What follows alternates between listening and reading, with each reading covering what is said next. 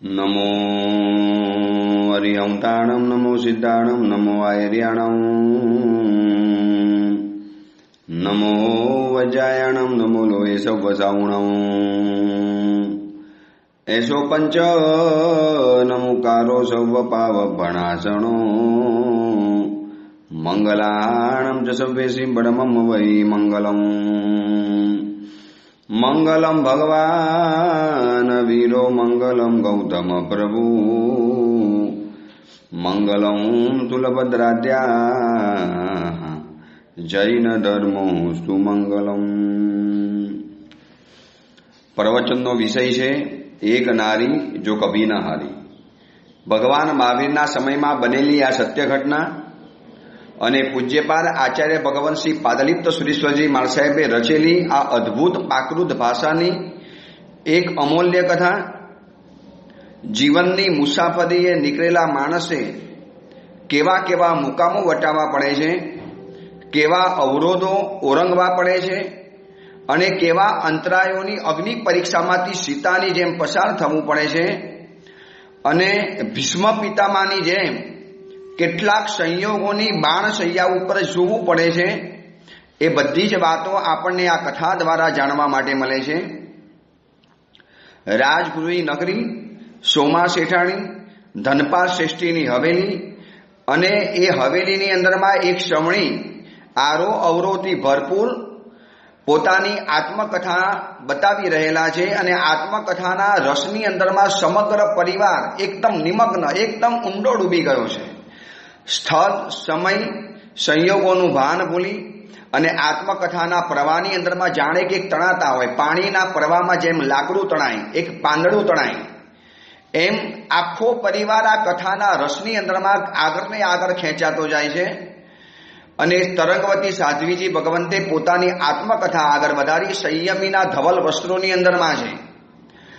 અદ્ભુત, અનુપમ, જેના શબ્દો દ્વારા વખાણ ન થઈ શકે એવા સૌંદર્યથી ભરેલા સાધ્વીજી ભગવાન છે।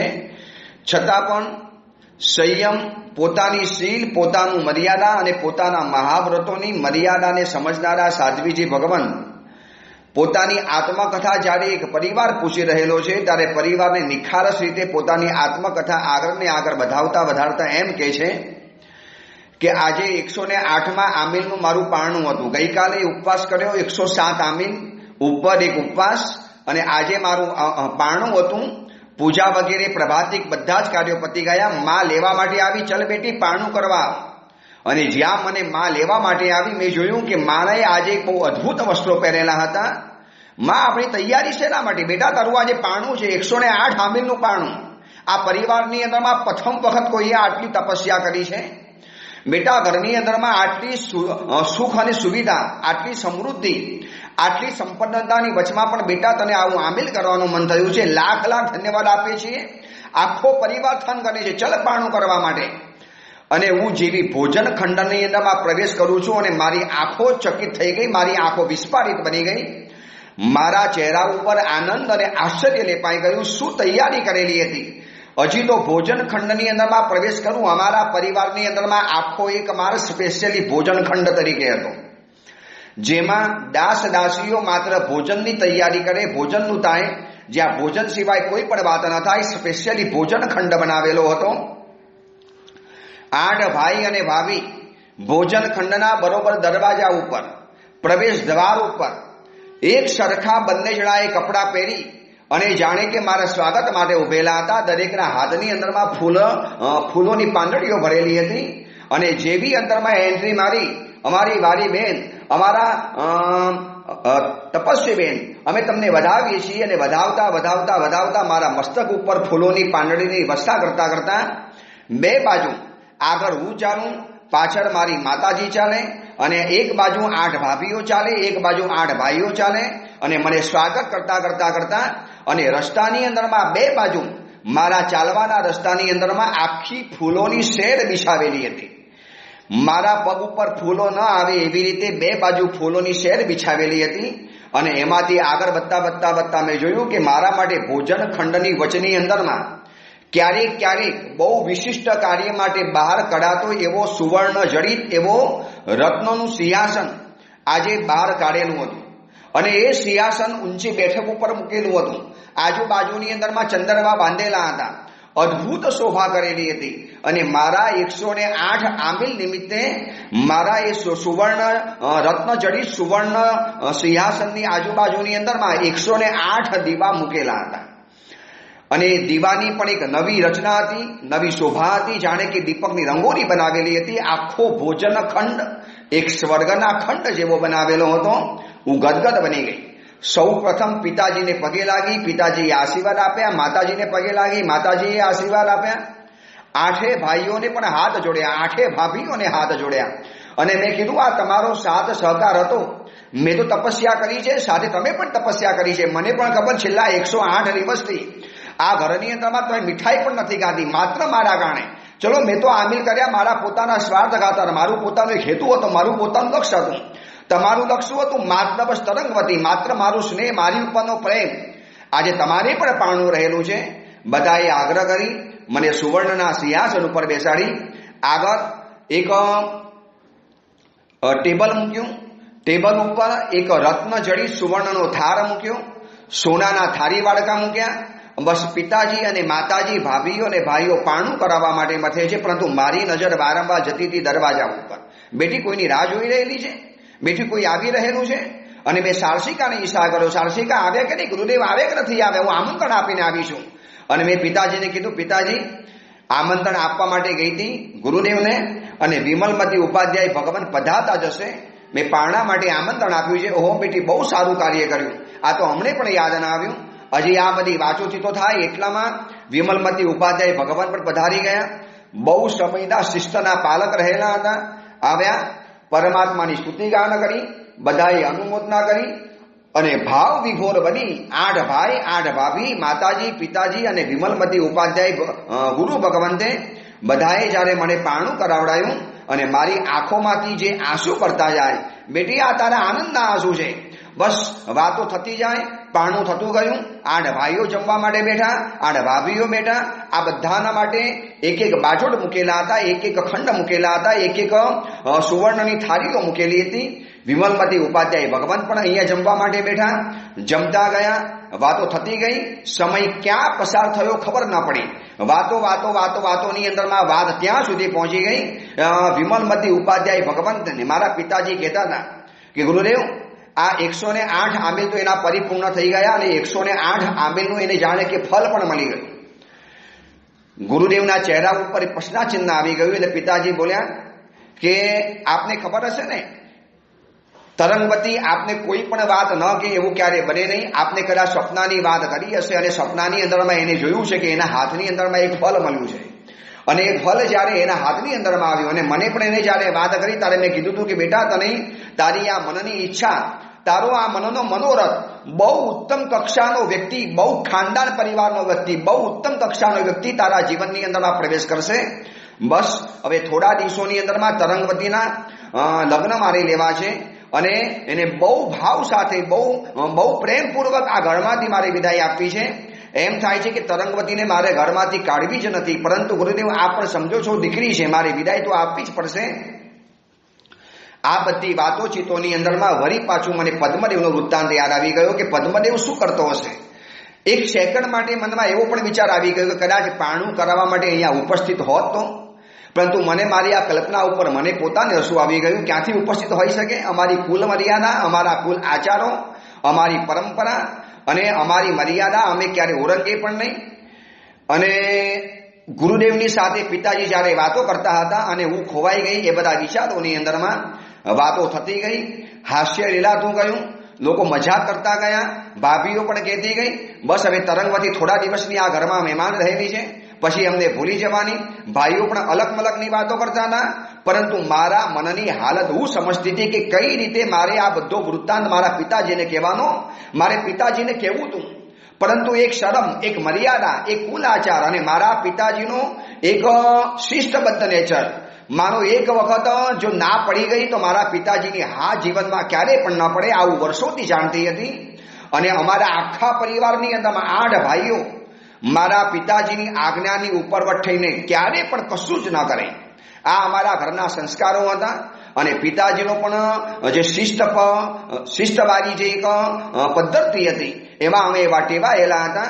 હવે મારે પિતાજીને બતાવવું કેવી રીતે, પિતાજી આપ જે પુરુષને શોધો છો એ પુરુષ તો મારા જીવનમાં આવી ગયો છે.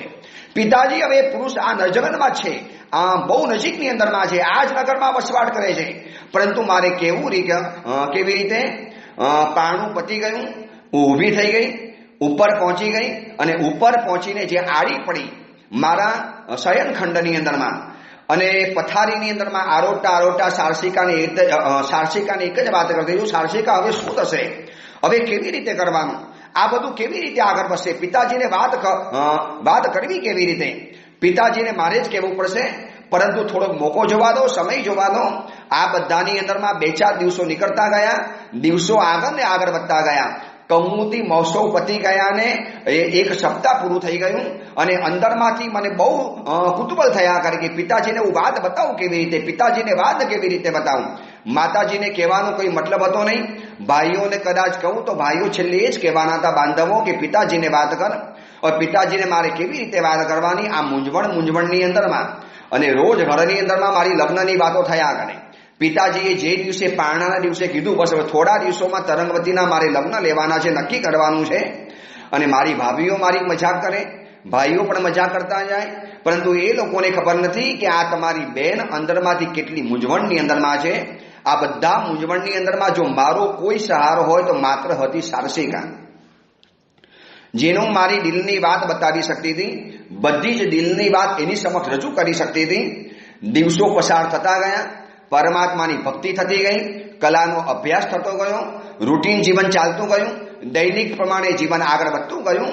અને હું સારસિકાને પૂછું, સારસિકા શું થશે, કેવી રીતે કરવું છે, શું વાત કરવી છે.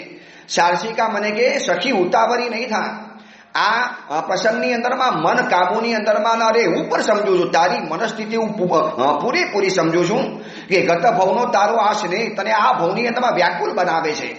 અને હવે જ્યારે ખબર પડી ગઈ છે કે આ જ નગરની અંદરમાં તારો ચક્રવાક તિર્યંશના ભવમાંથી મનુષ્યના ભવની અંદરમાં આવ્યો છે અને બધી જ રીતે તારા હોડની અંદરમાં, તારી સમકક્ષની અંદરમાં, તારી બરાબરીની અંદરમાં બની શકે એવો પુરુષ જ્યારે મળ્યો છે, તારે દિલ કાબુની અંદરમાં ન રહે, હું સમજુ છું. હવે ચિંતા નહીં કર. મને પદ્મદેવે કીધેલું હતું જ્યારે અમે છૂટા પડતા હતા ત્યારે મને પદ્મદેવે આ જ કીધું હતું કે તું તારી સખીને કહેજે, તરંગવતીને કહેજે, હવે બધી જ ચિંતા ભૂલી જાય, હવે બધી જવાબદારી મારી. હવે આ સુધીની અંદરમાં આ બધા છે ને, આ બધી લડાઈ એકલી લડતી હતી, હવે લડાઈની અંદરમાં એકલી નથી, હું બેઠો છું. હવે એને કહીને નિશ્ચિંત બની જાય. હવે આ પદ્મદેવ બેઠેલો છે અને એનો જે ખુમારીનો ટંકાર, એના જે વચનને બોલવાની એની જે આવડત અને એની જે ટેક, એની આંખોની અંદરમાં જે આત્મવિશ્વાસ અને એની જે ખાનદાનીનું તેજ, એ જે રીતે બોલીને ગયો છે. અરે એના મિત્રો તો કહેતા હતા કે માનો તરંગવતીના પિતાજી કદાચ ના ન પાડે ને, કદાચ હા ન પાડે તો આપણે છે ને કંઈક બીજો રસ્તો વિચારીશું. તરંગવતી તને ખબર છે એ વખતે શું કહી દીધું પદ્મદેવે એના મિત્રોને, ખબરદાર કશું બોલ્યા છો તો મર્યાદાને ઓરંગીને કોઈ પણ કાર્ય આ પદ્મદેવ ક્યારે પસંદ નહીં કરે. આપણે મર્યાદાને પામનારા માણસો છીએ. તરંગવતી શું તને વાત કરું, માત્ર થોડા ઘણા પરિચયની અંદરમાં મને એમ લાગ્યું છે કે આ વ્યક્તિ કંઈક કરશે, તું ઉતાવળ નહીં કર. એ પણ મોકાની રાહની અંદરમાં છે, અવસરની રાહની અંદરમાં છે.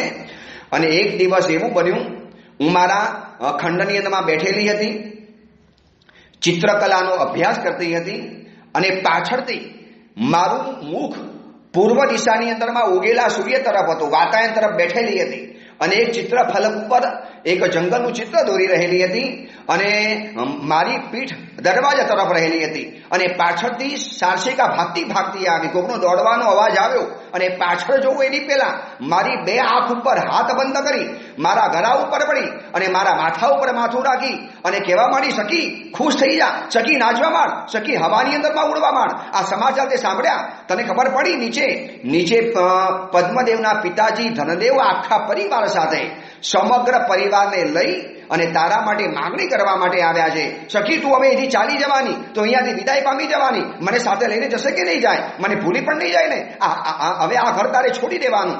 બોલતી જ ગઈ અને હું સાંભળતી ગઈ અને એક ઝાટકા સાથે મેં માથું ફેરવ્યું. બોલ સારસિકા, બોલે, સીધી રીતે વાત કરે, શું છે સ્વામીની? હવે તમને છે ને કોઈ પણ વાત સીધી નહીં લાગે. હું તમને આટલી સીધી તો વાત બતાવી દઉં છું કે નીચે પદ્મદેવના પિતાજી ધનદેવ સમગ્ર પરિવાર સાથે, અને છે ને મારાથી બહુ ધીરેથી પૂછાઈ ગયું, તું સાથે પદ્મદેવ આવ્યા છે? સખી આટલી બધી ઉતાવળ છે જોવાની? પદ્મદેવ કેવી રીતે આવી શકે? કુલની મર્યાદા છે. તને પણ ખબર છે કે જ્યારે આવા સમયની અંદર પદ્મદેવ પોતે ન આવી શકે, એના પિતાજી આવ્યા છે. મારા મનને એમ હતું કે પદ્મદેવ કદાચ આવ્યા હોય તો ધીરેથી પાછલા રસ્તેથી જઈ અને એકવાર પદ્મદેવના મુખને જોઈ લઉં. મને એના મુખને જોવાની અત્યંત આતુરતા હતી. સાધ્વીજી તરંગવતી કહે છે કે આજે હું સાધ્વીજીના વસ્ત્રોની અંદરમાં છું. આજે કોઈ પણ પુરુષના મુખને જોવું એ મારા માટે સંયમ જીવનના આચારના ભંગ બરાબર છે. પરંતુ મારો એક સમય એવો હતો, આ સંસારની અવસ્થાની અંદરમાં ઉપર ફસાયેલી હતી. એક વખત એના મુખને જોવા માટે હું તલપાપડ બની ગયેલી. એક એની ઝલક મારે પ્રાપ્ત કરવી હતી. પરંતુ પદ્મદેવ નતા આવ્યા, એના પિતાજી આવ્યા હતા. અને સારસિકા કહે છે કે તું તારું કામ આગળ વધારતી જા. નીચે શું બને છે બસ સમાચાર લઈને આવું છું. હમણાં શુભ સમાચાર. બસ તારે છે ને મને કઈ કે ભેટ આપવી પડશે. હું માગું એ તારે આપવું પડશે. બસ હમણાં તને શુભ સમાચાર મળશે. બસ સખી, બસ નીચે પિતાજી પાસે તારા પ્રિય પદ્મદેવના પિતાજી આવ્યા છે, માંગણી કરશે. તારા પિતાજી હા પાડી દેશે. અને તારા પિતાજી જેવી હા પાડી દેશે એટલે નગરની અંદરમાં ઘોષણા થશે અને આખું નગર એક આશ્ચર્યચકિત બની જાય એવો લગ્ન મહોત્સવ મંડાશે. સખી તું અહીંથી ચાલી જવાની. આ બધી વાતો કરતા કરતા કરતા સારસિકા સીધી ભાગી અને નીચે ગઈ કે સખી હું તારા માટે હમણાં સમાચાર લઈને આવું છું, ચિંતા નહીં કરતી. અને સારસિકા જેવી ગઈ એટલે મારાથી રહેવાયું નહીં. મેં પીછી વગેરે મૂકી અને વાતાયન ખંડ તરફ ગઈ, ઝરૂખા તરફ ગઈ. અને ઝરૂખા તરફ મેં બસ નિરભ્ર આકાશની અંદરમાં અસીમ વિસ્તાર પથરાયેલા એવા મેં આકાશની અંદરમાં જોયા જ કર્યું. જોતી ગઈ અને રાહ જોતી ગઈ. હમણાં સારસિકા આવશે. નીચે મંત્રણા ચાલુ હતી. મને એમ બસ પદ્મદેવના પિતાજી આવ્યા છે, મારા પિતાજીની પાસે માંગણી કરશે. અને મારા પિતાજીને પણ જાણતા તો હશે કે પદ્મદેવના પિતાજી ધનદેવ કેટલા સમૃદ્ધ રહેલા છે. એ પણ અમારા સમબરાબરીમાં અમારા બરાબરીમાં આવે એવા શેઠાજી છે. અને આ બધી વાતો વિચારતા દૂર આકાશ તરફ મેં નજર નાખી અને ત્યાંથી કોઈક એવી કાળું એક વાદળ, એક કાળી વાદળી અચાનક નિરભ્ર આકાશ હતું. કોઈ કહેતા કશું જ હતું નહીં. અને એક નિરભ્ર આકાશની અંદરમાં ક્યાંકથી એક કાળી વાદળી દોડીને આવી ગઈ. અને કાળી વાદળી દોડતી જાણે કે મારી નજીકની અંદરમાં આવતી હતી. અને નજીકમાં આવતી હતી. મેં જોયું કે આવા કોઈ પણ જાતના વાદળ વગરના આકાશની અંદરમાં અચાનક કાળી વાદળી કેવી રીતે આવી ગઈ? શું આ કોઈ અપમંગલ બતાવે છે? કોઈ અશુભની ઘટના બતાવે છે? આવા નિરભ્ર આકાશની અંદરમાં કાળી વાદળી કેવી રીતે આવી શકે? હું વાદળને જોયા કરું, આકાશને જોયા કરું, નિસીમ પથરાયેલા આકાશના વૈભવને જોયા કરું. બસ હમણાં શુભ સમાચાર સારસિકા લઈને આવશે. દોડતી આવશે, કૂદતી આવશે, ઉછળતી આવશે, થનગનતી આવશે. મને આવીને સીધી ભેટી જ પડશે. અને મને છે ને સમાચાર નહીં આપે, મને ટટરાવશે. મને સારી વાત સંભળાવવા માટે મારી પાસે વારંવાર છે ને વિનંતીઓ કરાવડાવશે. આ બધી કલ્પનાની અંદરમાં હું ખોવાઈ ગઈ હતી. પરંતુ મનની અંદરમાં એક છૂપો ભય આ વાદળીને જોઈને થયા કરતો હતો કે નિરભ્ર આકાશની અંદરમાં એક કાળી વાદળી આ ક્યાંથી આવી ચડી? અચાનક કાળી વાદળી શેના માટે આવે છે? મારા તરફ ધસમસથી શેના માટે આવે છે? અને આ બધું જોવું એટલા સમયની અંદરમાં તો પાછળથી બહુ ધીરે પગલે સારસિકા આવી. ક્યારે આવી મને પણ ખબર ના પડી. અને બહુ ધીરા અવાજે સારસિકાનું જ્યારે રડવાનો અવાજ આવ્યો અને હું ચોંકી, સીધી ફરી. અરે સારસિકા શું છે? અને મેં સારસિકાને જોઈ. નીચે નજરે માથું ઢારી અને આંખ નીચી કરીને નીચે ઉભેલી હતી. હાથ જાણે કે આમ તેમ થતા હતા. હાથની આંગળીઓ વારે ઘડીએ જમણા હાથથી ડાબામાં, ડાબેથી જમણે જતી હતી. આ મૂંઝવણને સૂચવતી હતી. મેં પૂછ્યું સારસિકા શું છે? શું થયું? કોઈ બોલતી કેમ નથી? આ તારા ચહેરા ઉપર આટલો શું કેમ પથરાઈ ગયો? બોલ સારસિકા, શું રહેલું છે? શું છે? સારસિકા કશું બોલતી નથી. મેં એનો ચહેરો જમણા હાથે હડપચીએથી ઉપર કર્યો. મેં એનો ચહેરો ઉપર કર્યો પણ આંખો નીચી હતી. સારસિકા મારી આંખમાંથી આંખ મિલાવ, શું છે? કહેતો ખરી. અને બહુ ધીરેથી સારસિકાએ જ્યારે આંખો ઊંચી કરી અને જોયું તો આંખો એની લાલ હતી. બે આંસુના બુંદ અંદરમાં તકતકતા અને વળી પાછી આંખો નીચી પડી ગઈ. બે આંસુના બુંદ સરી પડ્યા. સારસિકા શું છે? કેમ રડે છે? શું થયું નીચે? સમાચાર શું મળ્યા? સખી તને શું વાત કરું? બહુ લાંબી કથા તને બતાવું છું. પરંતુ જો ટૂંકની અંદરમાં એક જ વાક્યમાં કહેવું તો તને સારસિકા સખી બતાવી દઉં. કે બે સૃષ્ટિઓના અહમની ચક્કીની અંદરમાં, ઘંટીની અંદરમાં આપણું સ્વપ્ન પીસાઈ રહ્યું છે, ચૂર થઈ ગયું છે. આ સાંભળીને હું ચિંતાતુર બની ગઈ. સારસિકા, તું શું કહેવા માંગે છે, બતાવ તો ખરી. અને સારસિકાની આ વાતો સાંભળી મને પેલા અવધિજ્ઞાની મુનિની આગાહી યાદ આવી, સ્વપ્ન દર્શન યાદ આવ્યું, ગુરુદેવનું કથન યાદ આવવા માંડ્યું. શું આ જ અવરોધો મારે પાર કરવાના છે? શું આવા જ અંતરાયોના પર્વતો મારા જીવનના માર્ગની અંદરમાં આડા આવવાના છે?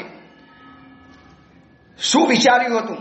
બસ હમણાં પદ્મદેવના પિતાજી ધનદેવ માગું લઈને આવ્યા છે, પિતાજી હા પાડશે અને અમારી જિંદગી ગતભવની અધૂરી જે જિંદગી છે એ જિંદગી શરૂ થઈ જશે અને વળી પાછા અમે પ્રેમ સાગરની અંદરમાં મસ્તી માણશું. એ ચક્રવાકના ભવની બધી જ મજા જે અધૂરી હતી વળી પાછી આગળ વધારીશું અને આ બધું કંઈક જુદું જ બની ગયું છે.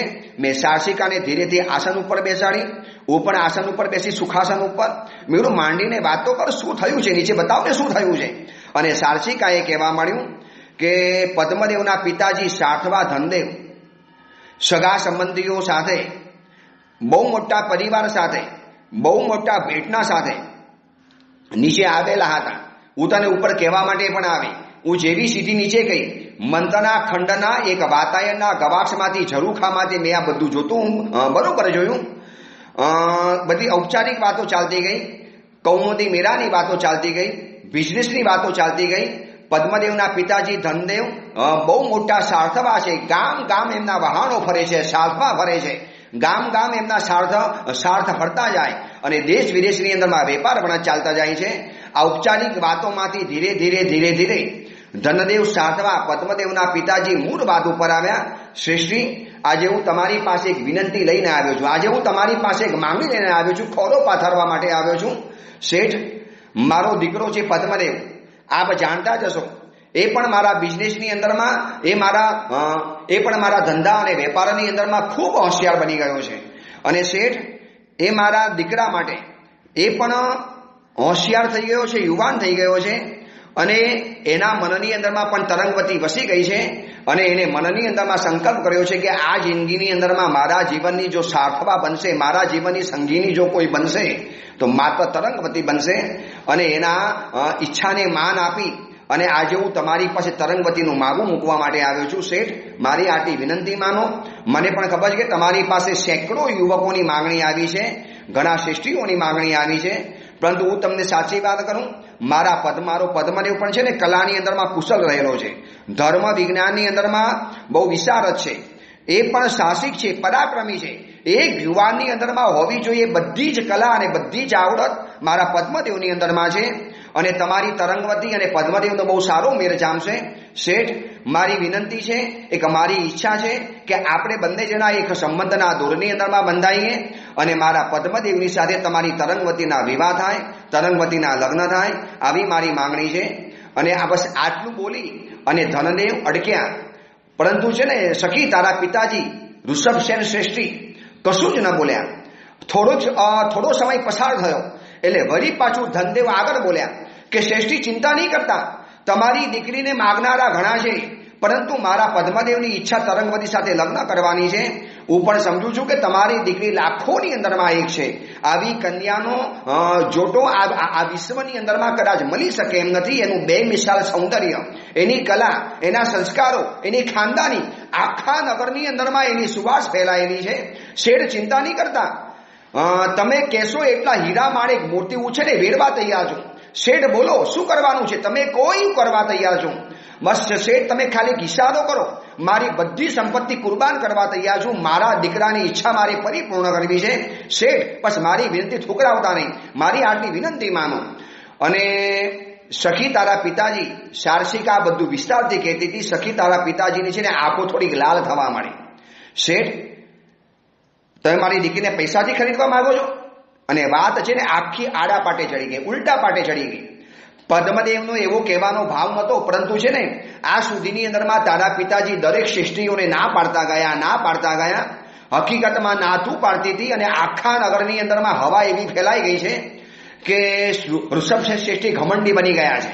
આવી સૌંદર્યવતી પુત્રી મળી છે, આવી કલાવાન દીકરી મળી છે અને રાજા પણ જેની પાછળ લાઈન લગાડે એવી દીકરી મળી છે. મારી શેઠને અભિમાન આવી ગયું છે અને બહુ મોટા પૈસા કદાચ પડાવશે, બહુ મોટો સોદો કરશે, આવી બધી છે ને બહાર હવા ફેલાઈ ગયેલી છે. અને એમાં ભ્રમની અંદરમાં રહી અને પદ્મદેવના પિતાજી ધનદેવ આવું બોલી ગયા. એમને બોલવાનો ભાવ નહીં હોય, પરંતુ એમને લાગ્યું કે હવે જ્યારે શેઠ કશું બોલતા નથી તો કદાચ આ પણ વાત તો કદાચ બોલી લે. અને એમાં તારા પિતાજીને છે ને આટલું બધું આટલા વખતથી સાંભળીને તારા પિતાજી જે કાબુ હતો, તારા પિતાનો કાબુ છૂટી ગયો. શેઠ તમે શું માનો છો? હું દીકરીનો સોદો કરવા માટે બેઠો છું, હું દીકરીને પૈસાથી વેચવા માટે બેઠો છું. શેઠ તમે આ શું બોલો છો? નહીં જોઈએ, મારા મનમાં આવો કોઈ ભાવ નથી, મારા મનમાં આવો કોઈ વિચાર નથી. અને શેઠ બીજી વાત માનો કદાચ તમે છે ને કદાચ મને આ ભાવે વાત પણ ન કરી હોય, પણ શેઠ સાચી વાત કરું, તમે છો સાર્થવા. અને સાધવાની દુનિયા તો શેઠ તમે જાણો છો. એક વખત સાથ લઈને જ્યારે જવાનું, તમારા સાથ ક્યારેક વર્ષે આવે, 2 વર્ષે આવે, ક્યારેક 12 વર્ષે આવે. અને આ પ્રવચન સાંભળનારા લોકોને બતાવી દઉં છું કે જૂના સમયની અંદરમાં એક સાર્થવાનો એક બિઝનેસ હતો. એ બિઝનેસની અંદરમાં એવું હોય કે મોટા મોટા વાહન વટા ચાલે, દેશાવર વાહન લઈને જવાનું. એમાં જે શ્રેષ્ઠી પુત્ર હોય, જે શેઠ હોય, એ પણ પોતે જાય, ગામ નગર દેશાવરની અંદરમાં વેપાર કરે. અહીંનો માલ ત્યાં વેચે, ત્યાંનો માલ અહીંયા વેચે, અને ત્યાંનો માલ અહીંયા લાવીને અહીંયા બિઝનેસ કરે. અને સેંકડો વાહનો ચાલે, દેશ વિદેશની અંદરમાં જાય, દરિયાઓની અંદરમાં જવાનું. દરિયા ક્યારેક તોફાની બને અને ક્યારેક તોફાને ચલેલા દરિયાઓ બધા જ વાહનોને ખતમ કરી નાખે. એમ કહેવાતું હતું કે મુંબઈની અંદરમાં શાહ સોદાગર શેઠ મોતીશાહ શેઠ હતા, જેમને પાલીતાણાની અંદર મોતીશાહ ટૂંક બનાવી. અને રોજ સવારના પોરમાં આપણે દેરાસરમાં જેમને યાદ કરીએ છીએ, લાવે લાવે મોતીશાહ શેઠ નવણ જલ લાવે. ને આ મોતીશાહ શેઠનું મોટો સાર્થવાનો બિઝનેસ હતો, વાહન વટાનો બિઝનેસ હતો. અને એમ કહેવાતું હતું કે એ સમયની અંદરમાં પ્રદૂષણ પર્વ આવે અને મહાવીર જન્મ વાંચનના દિવસે, ભાદરવા સુદ એકમના દિવસે સમગ્ર મુંબઈના એક ખૂણાની અંદરમાં મોતીશાહ શેઠના મુનિમો પહોંચી જતા હતા. અને ક્ષીર સમુદ્રનો સપનાનો ચડાવો મોતીશાહ શેઠ જ લે, બીજા કોઈ પણ લઈ ન શકે. કારણ કે શેઠને ખબર હતી કે વહાણ વટાનો વ્યવસાય કરવાનો છે. એક વખત એવું બન્યું કે શેઠના મુનિમો વહાણ લઈને ગયા હતા અને 12 વર્ષ સુધી આ વહાણોનો કોઈ અતો પત્તો નહોતો. અને 12 વર્ષે વહાણ જ્યારે હેમકેમ પાછા આવ્યા, વિચારો 12 વર્ષ સુધી એ જે પરિવારના મુનિમો જે ગયા હોય, એની પત્નીઓ ત્યાં આગળ રાહ જોયા કરવાની. દીકરાઓ પિતાની રાહ જોવે, પત્નીઓ પતિની રાહ જોવે. અને આ જ અપેક્ષાએ ઋષભસેન શ્રેષ્ઠી, તરંગવતીના પિતાજી, પદ્મદેવના પિતાજી ધનદેવને આ જ કહેતા હતા, શેઠ ચલો બીજી વાત છોડો, તમે પૈસાની જે વાત કરીને હમણાં સાઈડમાં મૂકો, પરંતુ હું તમને કહું શેઠ, તમે કદાચ મને ગમે એટલું કોને તો પણ તમારા દીકરા સાથે હું તરંગવતીના લગ્ન કરવા માટે બિલકુલ તૈયાર નહીં થયું. કારણ કે શેઠ તમારો બિઝનેસ સાધવાનો છે, તમારો વેપાર સાધવા છો. શું મારી દીકરીને મારી વિધવા બનાવી દેવાની? તમારો દીકરો મોટ પણ સાઠવા બનવાનો? પદ્મદેવ પણ હોશિયાર છે. અમે પણ રોજ બજારની અંદરમાં જઈએ છીએ, ખબર છે પદ્મદેવની પણ એક વેપારની અંદરમાં ફાવટ છે, આવડત છે, હોશિયારી છે. એ પણ વહાણ વહુટા લઈ અને જ્યારે વિદેશની અંદરમાં જવાના, 2 વર્ષે આવે, 5 વર્ષે આવે, શું મારી દીકરી રાહ જોયા કરે? હું તો મારી દીકરીને આ સંસારનું સઘળું સુખ આપવા માટે માંગુ છું. બાળ લોકો જે કયા કરે, શેઠ મને ખબર છે, મારા લોકો કહે છે કે પિતા બહુ ઘમંડી થઈ ગયો છે, દીકરી ઉપર અભિમાન કરે છે, દીકરીને હાથ વરાવતો નથી, બહુ મોટો સોદો કરવા માટે માંગે. શેઠ જેને જે કહેવું એ કહી શકો, પણ હું મારી દીકરીને એવા યુવક સાથે લગ્ન કરાવીશ કે જેને સંસારનું સઘળું સુખ આપી શકે, સંસારના સમસ્ત સુખો જેના પગની અંદરમાં ઢગલો કરી શકે. શેઠ તમારો દીકરો વાહન બહુટા લઈને જવાનો, દરિયાની મુસાફરી છે, દરિયો ક્યારેક તોફાને ચડે. શેઠ આપણે બજારની અંદરમાં છીએ, સમાચાર આપણે પણ સાંભળીએ છીએ કે કેટલાય નવ યુવકો આ વહાણ બહુટાના વ્યવસાયની અંદરમાં અકાલે નિધન પામી ગયા. એની પત્નીઓ, વિધવા પત્નીઓની આપણે વ્યથાની વેદનાઓ જોઈએ છીએ, એના અનાથ બનેલા માતા પિતાના કલ્પાંતો આપણે સાંભળીએ છીએ. શેઠ મારે મારી તરંગવતીને આવી નથી બનાવી, અને આ તમારો બિઝનેસ, આ તમારો વેપાર, અને એમાં છે ને તમારો દીકરો ગામ ગામ ફરતો જાય, દેશ દેશાવર ફરતો જાય, આખા વર્ષની અંદરમાં માંડ 2 મહિના 4 મહિના ઘરની અંદરમાં રહેવાનું. શું મારી દીકરી રોજ જોડ્યા કરે પતિ માટે? નહીં શેઠ, તમારી વિનંતી હું માન્ય નહીં રાખી શકું. શેઠ તમે આ આશાની અંદરમાં નહીં રહેતા. અને સારસિકા તરંગવતીને આ વાત જ્યારે કહે છે, તરંગવતીનું જાણે કે હૃદય બંધ પડી જતું હોય એવું થવા માંડ્યું. તરંગવતી સાધ્વીજી ભગવાન કે આ વાત સાંભળીને જ્યારે મારું હૃદય બંધ પડી ગયું, શું હતું અને શું થઈ ગયું? પિતાજીના ના કહેવાના કારણે પદ્મદેવના પિતાજી ધનદેવ ત્યાંથી નીકળી ગયા, બહુ વીરા મોડે ગયા, બહુ ખિન્ન ચહેરે ઉભા થઈ ગયા. સારસિકાએ કીધું કે છે ને જતા જતા પણ ઋષભસેન શ્રેષ્ઠીને કહેતા ગયા, પણ તારા પિતાજી 1 ના 2 ન થવા માંડ્યા, બસ તારા સુખ ખાતર હવે છે ને મને પણ પિતાજી ઉપર ગુસ્સો તો નહોતો આવતો. શું ગુસ્સો કરવાનો? પિતાજી આખરે મારું સુખ જ ચાહતા હતા. પણ પિતાજીને ખબર નથી કે પિતાજી મેં જેના માટે 108 આબિલ કર્યા, હું જેના માટે ગયા ભવની અંદરમાં બરી મરેલી હતી, એ જ આ મારો પદ્મદેવ છે, એના જ આ પિતાજી છે. પિતાજી, સંસારના બધા જ સુખો મને કોઈ પુરુષ આપશે, પરંતુ હું જેટલી સુખી નહીં થઉં એટલી સુખી આ છે ને આ મારા જે પ્રિય પુરુષ છે પદ્મદેવતા સુખી થવાની છે. મારે પિતાજીને હવે વાત બતાવી કેવી રીતે? અને પિતાજીને હજી આ વાત બતાવી નથી અને પિતાજી એમાં ના પાડી દીધી. હવે પિતાજી આ વાતને કોઈ પણ હિસાબે સ્વીકારવા તૈયાર નહીં થાય. દૂર વાતાયનની અંદરમાં કાળી વાદળી જાણે કે મારી સામે હસતી હતી. જોયું? નિરભ્ર આકાશની અંદરમાં એક વાદળી હું આવી છું. બસ તારા જીવનમાં પણ આવું એક વાદળ છવાઈ ગયું છે અને કોઈ પણ વાદળી લાંબી ટકતી નથી. હવે તરંગવતી મૂંઝવણની અંદરમાં છે, હતાશ થઈને બેઠેલી છે અને બસ આંખની સામે સફળતા આવીને આવી વરમાળા પહેરાવા તૈયાર હતી અને સફળતા જાણે કે 1 સેકન્ડની અંદરમાં દૂર ચાલી ગઈ. હવે શું ઉપાય કરવાનો, કેવી રીતે કરવાનો?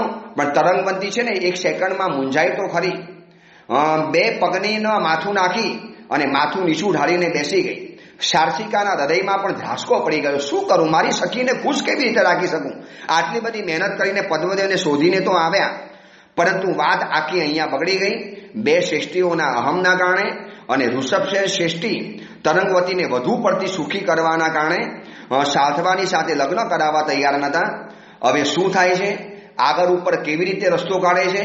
દરેક સમસ્યામાં એક રસ્તો છુપાયેલો છે. જો માણસ ધ્યાનથી વિચારે તો બધા જ રસ્તા મળી શકે એમ છે. મૂંઝવણમાંથી ક્યારે રસ્તો મળતો નથી. કોરોના વાયરસની અંદરમાં વિશ્વ પણ અત્યારે મૂંઝાયેલું છે. એમાં મૂંઝાવાથી કોઈ રસ્તો નહીં મળે. આ તરંગવતીની કથા આપણને કહે છે કે દરેક મૂંઝવણની અંદરમાં એક માર્ગ છુપાયેલો છે. માર્ગને શોધો. અને તરંગવતી માર્ગ કેવી રીતે શોધે છે, પોતાની લડાઈ પોતે કેવી રીતે જીતે છે અને શું થાય છે એની વાત આપણે આવતીકાલે કરીશું. એ જ મંગલ કામના, મંગલ ભાવના. જીનાગના વિડીયો આપણે બોલાવી હોય તો ઈચ્છામે